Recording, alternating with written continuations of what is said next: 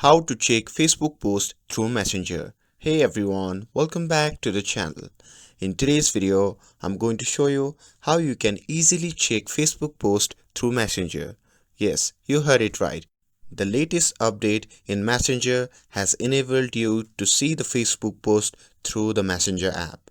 And in this video, I'll show you how you can easily do it. So without further ado, let's get started. So first thing first, open the Messenger app on your phone and make sure that you are logged in to your account. Once you have opened the app, simply tap on the Facebook icon shown in the top right corner of the screen. And once you tap on that, it will prompt you to the Facebook. And once you are in the Facebook, you can find the post that you want to share. You can send it to anyone that you like. You can like the video or post. You can comment them if you want to. And that's it. That's how you can check Facebook posts through Messenger. With this, if you found this video helpful, then don't forget to like, share and subscribe to get updated for more videos. Thanks for watching and I'll see you in the next video.